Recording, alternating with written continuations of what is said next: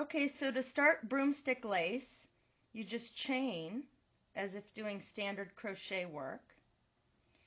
And I am going to do a broomstick lace pattern based on 4 loops. So I am going to chain a multiple of 4 and then plus 1. And because I'm not counting, I don't really know what I've done. Let's see what I've done. 1, 2, 3, 4, 5, 6, 7, 8, 9, 10, 11, 12, 13, 14, 15, 16. God, I'm good. Plus 1. Okay. Now I am going to do, my setup row, I'm going to start with just doing a setup row of single crochet. Now I don't really need to do this setup row, but it's a personal preference thing. I prefer to set up with a row of single crochet instead of picking up broomstick lace loops in a chain. And what you may want to notice as well is that I'm working into the back hump of the crochet stitch. It creates a nice edge on the crochet work that completely matches the top of the stitch. So it's just a nice little detail there for you to incorporate in crochet work. Anyhow, I'm going to go ahead and I'm going to crochet here to the very end of the row, if I can actually figure out how to insert my hook and pull up a loop. You'll notice too that the way I crochet is pretty inefficient. I actually throw my working yarn over the crochet hook. So I'm really not the fastest crocheter in the world, but you know what? I enjoy it, and that's really what the craft is all about. So, hey, just thought I'd throw that out there too. Everyone's got their own way of working and their own way of doing things, and it's all good as long as you're consistent and your final product looks good. Anyhow, okay, I've reached the end. I've set up 1 full row of single crochet, and now I'm ready to start doing the broomstick lace work.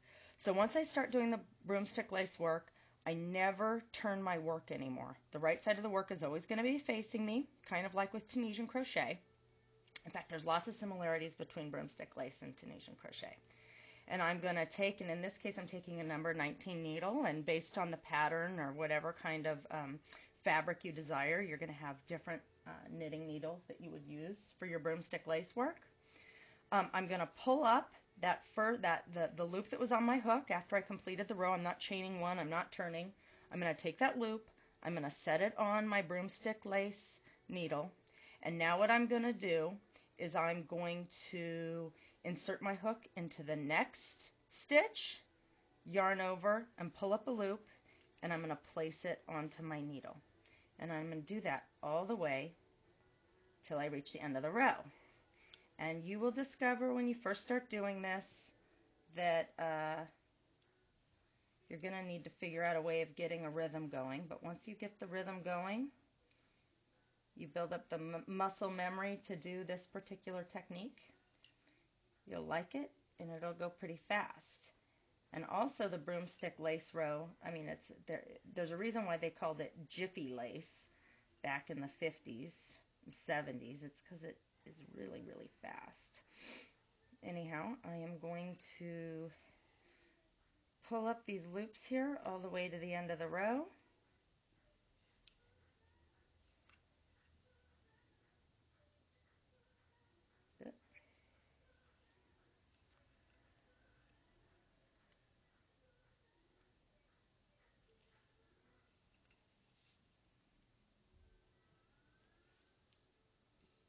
I'm almost done.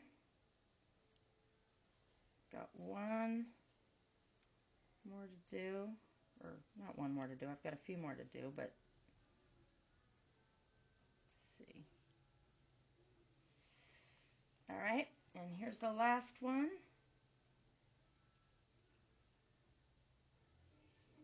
Alright, and so I should have 16, if I did my math correct, 16 loops on my knitting needle. 1, 2, 3, 4, 5, 6, 7, 8, 9, 10, 11, 12, 13, 14, 15, 16. My God, I'm good. Okay, now don't get scared. Some people might be scared by this operation. You can just take them off your knitting needle. They're not going to go anywhere. They're fine. And now you can work with them. And as I said when I started this out, I'm going to set them up in groups of 4. So in order to start out the row, I'm going to take my my crochet hook, insert it into 4 loops, just like this, and I'm going to yarn over and pull up. Now this is the setup. I'm going to pull up a loop, and I need to secure it, and that starts my first stitch. And now I'm going to, I pulled up 4 loops, and I'm not increasing or decreasing, so I'm going to do 4 stitches in this set. I'm also doing a pattern. I could do a single crochets in here, double crochets, half double crochets, whatever stitch patterning I like. I'm doing double crochets in here because that's the pattern that I chose, and that's the pattern I'm doing right now. So in order to set up for double crochet, a lot of times you chain 3 at the beginning of the row. So this counted as 1, 2, 3. There's my chain 3.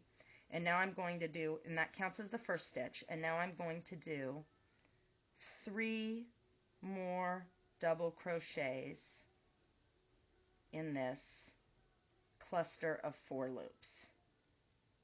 And there you have it. And that is my first broomstick lace cluster for the row. And now I'm going to go and insert my hook into the next 4 loops. And I'm going to do 4 double crochets in this set.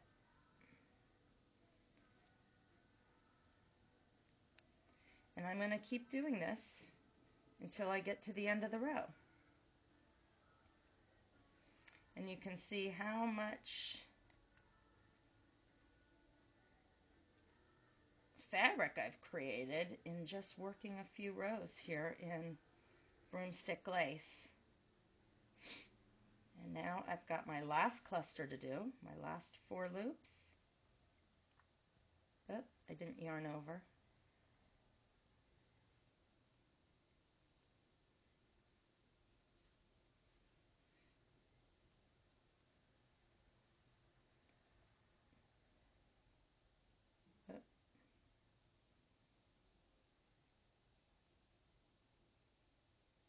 And there you have it. That is 2 rows, but it's kind of 1 row of broomstick lace. And now if I'm going to go ahead and do the next row, at this point, grab my big knitting needle again, pull this loop up, transfer it to the knitting needle, and now I would just work across just like I did on the first time when I picked up loops, but now I'm picking up loops from the tops of double crochet stitches instead of single crochet stitches, and I just pull up loops all the way across and do the same thing again. So there you have it. There's a quick and dirty introduction to how to do broomstick lace. Play with it, enjoy it. I hope you like this cool technique.